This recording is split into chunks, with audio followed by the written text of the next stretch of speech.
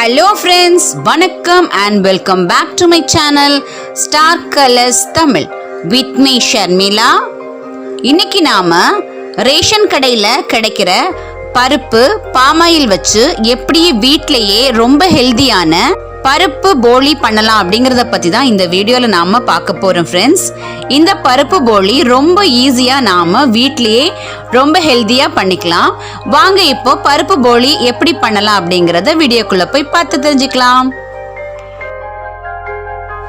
பருப்பு போலி செய்யறதுக்கு தேவையான பொருட்கள் இப்ப பார்த்திடலாம்.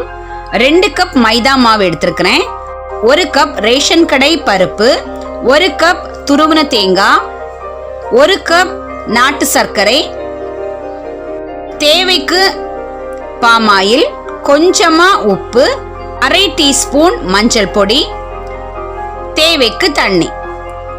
இப்போ செய்ய ஆரம்பிச்சிடலாம். நாம எடுத்து வச்சிருந்த 2 கப் மைதா மாவை இப்படி தனியா எடுத்து வச்சுட்டு 1 பிஞ்ச் உப்பு அது கூட சேர்த்துக்கோங்க.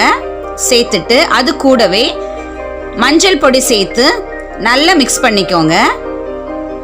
இந்த மாதிரி நல்லா மிக்ஸ் பண்ணிக்கணும். மஞ்சள் பொடி நாம வெறும் கலருக்காக மட்டும்தான் ஆட் பண்றோம். இப்ப கொஞ்சம் கொஞ்சமா தண்ணி விட்டு பிசைஞ்சிக்கோங்க. இந்த மாதிரி ஃபுல்லா மிக்ஸ் ஆனதுக்கு அப்புறமா இன்னும் தண்ணி தெளிச்சு நல்லா பிசைஞ்சு வச்சுக்கோங்க. இப்போ இது கூடவே 1 ஸ்பூன் பாமாயில் எண்ணெய் ஊத்தி இப்ப நான் பிசைஞ்சிக்க போறேன். ரொம்ப சாஃப்டா பிசைஞ்சு வச்சுக்கோங்க. இந்த மாதிரி பிசைஞ்சு வச்சதுக்கு அப்புறமா 1 ஸ்பூன் பாமாயில் எண்ணெய் விட்டு அப்படியே ஒரு 2-3 hours ஊற வச்சுக்க போறேன். இப்போ ஒரு மூடி போட்டு இந்த மாதிரி மூடி வச்சிருங்க. 2 மணி நேரம் அப்படியே ஊறட்டும். இப்ப நாம எடுத்து வச்சிருந்த 1 கப் பருப்பு கூடவே பருப்பு மூழ்கிற அளவுக்கு தண்ணி சேர்த்துக்கோங்க. அது கூடவே கொஞ்சமா 1 பிஞ்ச் உப்பு சேர்த்துக்கோங்க. இப்போ குக்கர்ல 1 விசில் வர்ற அளவுக்கு வச்சு பருப்பு இந்த மாதிரி நல்லா வேகணும். பருப்பு நல்லா வெந்ததும் ஒரு கரண்டி வச்சு இப்படி ஸ்மாஷ் பண்ணி விட்டுருங்க. அது கூடவே நாம எடுத்து வச்சிருக்கிற 1 கப் தேங்காய், 1 கப் நாட்டு சர்க்கரை சேர்த்துக்கோங்க. உங்ககிட்ட இப்போ கருப்பு கட்டி இருந்தாலும் அது கூட சேர்த்துக்கலாம், சர்க்கரை இருந்தாலும் சேர்த்துக்கலாம். சேர்த்து நல்லா மிக்ஸ் பண்ணுங்க. இந்த ஸ்டேஜ்ல அடுப்பை நல்ல சிம்ல வச்சுக்கோங்க. சிம்ல வச்சு இப்ப நாட்டு சர்க்கரை நல்லா உருக ஆரம்பிக்கும். நல்லா உருக ஆரம்பிச்சு திரும்பவும் கட்டி ஆகணும். அந்த அளவுக்கு நீங்க நல்ல பொறுமையா சிம்ல வச்சு கிளறி விடுங்க. பாருங்க, இந்த அளவுக்கு நமக்கு பூரணம் கட்டியா கிடைக்கணும். ரொம்ப கட்டியாவும் இருக்கக்கூடாது, காஞ்சி போயிடும். பாருங்க, இந்த அளவு சாஃப்டா இருக்கணும். நமக்கு பருப்பு போலிக்கு தேவையான பூரணம் நமக்கு ரெடி ஆயிடுச்சு. இப்ப 2 மணி நேரம் கழிச்சு நாம தயார் பண்ணி வச்சிருந்த மாவு பாருங்க எவ்வளோ சாஃப்டா இருக்குன்னு. இந்த மாவை அப்படியே 1 நிமிஷம் பிசைஞ்சு விட்டுக்கோங்க. பிசைஞ்சு விட்டுட்டு இந்த மாதிரி குட்டி குட்டி உருண்டையா பிரிச்சு எடுத்து வச்சுக்கோங்க. சாப்பிடுற பிளேட்ல கொஞ்சமா எண்ணெய் தேய்ச்சு ஒரு உருண்டையை எடுத்து இந்த மாதிரி விரல்கள் வச்சு பிரஸ் பண்ணும்போது, விரல்கள் வச்சு நல்லா பிரஸ் பண்ணணும்.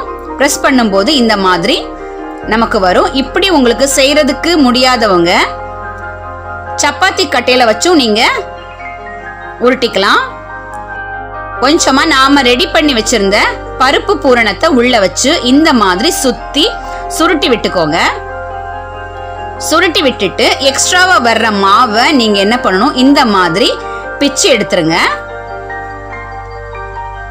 பாருங்க எவ்வளவு அழகா வந்துருச்சுன்னு. இப்போ நாம ரெடி பண்ணி வச்சிருந்த இத இதே மாதிரி விரல்களால கொஞ்சமா எண்ணெய் தொட்டு விரல்களாலே இந்த மாதிரி விரிச்சுக்கலாம்.